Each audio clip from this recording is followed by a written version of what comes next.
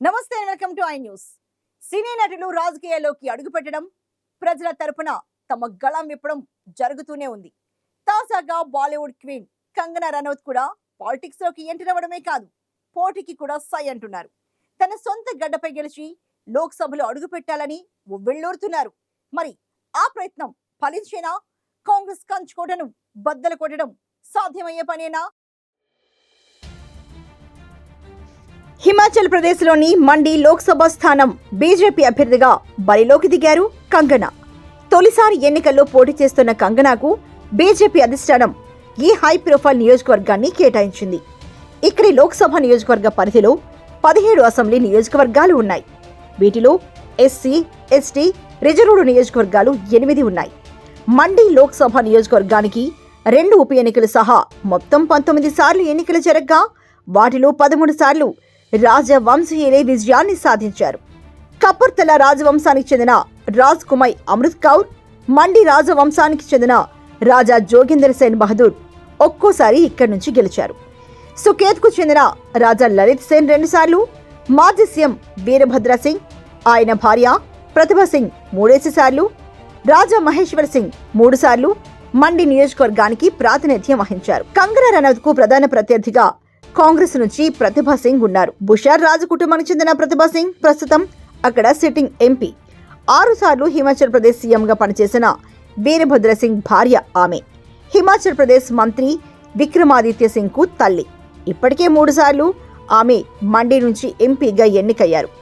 ఇటీవల మండి నుంచి తాను పోటీ చేయడం లేదని చెప్పిన ప్రతిభ సింగ్ బీజేపీ అభ్యర్థిని ఎంపిక చేసిన వెంటనే తన వైఖరిని మార్చుకున్నారు.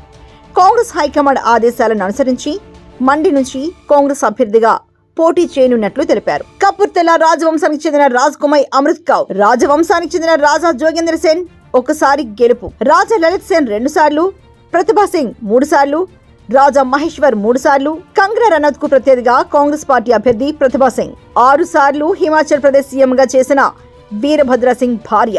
ఇక రాజవంశాలకు చెందిన వారు కూడా మండి నుంచి కొన్నిసార్లు ఎన్నికయ్యారు. కేంద్ర మాజీ మంత్రి సుఖ్రామ్ 3 సార్లు, రామ్ స్వరూప్ 2 సార్లు, గంగా సింగ్ ఒకసారి ఇక్కడి నుంచి నెగ్గారు. 2014-2019 లోక్సభ ఎన్నికల్లో మండి నుంచి బీజేపీ అభ్యర్థి రామ్ స్వరూప్ గెలుపొందారు. ఆయన మరణించిన తర్వాత 2021లో జరిగిన ఉప ఎన్నికలు స్వల్ప మెజార్టీతో ప్రతిభ సింగ్ విజయాన్ని సాధించారు. అలాంటి నియోజకవర్గంలో కంగనా నెగ్గుకొస్తుందా అనే సందేహాలు కలుగుతున్నాయి. సొంత పార్టీలోని కంగనా అభ్యర్థిత్వంపై వ్యతిరేకత వ్యక్తమవుతోంది. కులు రాజవంశస్థులు హిమాచల్ ప్రదేశ్ రాష్ట్ర బీజేపీ మాజీ అధ్యక్షుడు రాజా మహేశ్వర్ సింగ్ కంగనా రనౌత్ అభ్యర్థిత్వంపై తీవ్ర అసంతృప్తితో ఉన్నారు. మండి నుంచి గతంలో 3 సార్లు ఎంపీగా గెలిచిన ఆయన కంగనాకు టికెట్ కేటాయించడాన్ని పునఃసమీక్షించాలని బీజేపీ అగ్రనాయకత్వానికి ఇటీవల విజ్ఞప్తి చేశారు. పార్టీకి ఆమె ఎలాంటి సేవ చేయలేదని వివరించారు. తనకే టికెట్ ఇస్తామని గతంలో పార్టీ హామీ ఇచ్చినట్లు గుర్తు చేశారు. 2022లో జరిగిన హిమాచల్ అసెంబ్లీ ఎన్నికల్లో ఇక్కడ కీలక నేతలకు బీజేపీ టికెట్ నిరాకరించింది. అందులో రాజా మహేశ్వర్ సింగ్ కుమారుడు హితేశ్వర్ సింగ్ కూడా ఉన్నారు. ఆయనతో పాటు బీజేపీ మాజీ రాష్ట్ర ప్రధాన కార్యదర్శి రామ్ సింగ్, మాజీ ఎమ్మెల్యే కిషోర్ లాల్ కు కూడా ఆ ఎన్నికల్లో బీజేపీ టికెట్ నిరాకరించింది. వారంతా అప్పుడు స్వతంత్రులుగా బరిలోకి దిగారు. కంగనాకు టికెట్ కేటాయించిన తర్వాత వారంతా వ్యూహాత్మకంగా వ్యవహరిస్తున్నారు. రాజా మహేశ్వర్ సింగ్ కుమారుడు హితేశ్వర్ సింగ్ కు టికెట్ నిరాకరణ, రామ్ సింగ్, కిషోర్ లాల్ ను దూరం పెట్టిన బీజేపీ. కంగనాకు మండిలో ఊరట లభించిన అంశం ఒక్కటే. 2021లో జరిగిన ఉప ఎన్నికలో ప్రతిభ సింగ్ చేతిలో కేవలం 7,490 ఓట్ల తేడాతో ఓడిపోయారు బీజేపీ నేత కుశాల్ ఠాకూర్. కంగనాకు మద్దతు పలుకుతున్నారు ఈయన.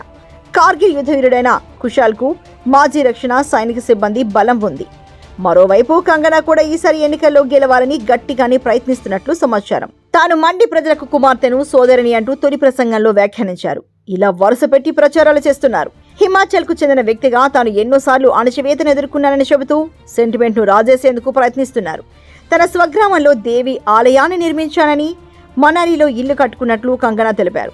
మొత్తంగా బాలీవుడ్ లో క్వీన్ గా ఎదిగిన కంగనాకు మరి రాజకీయాలు కలిసిస్తాయా? ఎన్నికల్లో గెలిచి పార్లమెంట్లో అడుగు పెడుతుందా అనేది వేచి చూడాలి.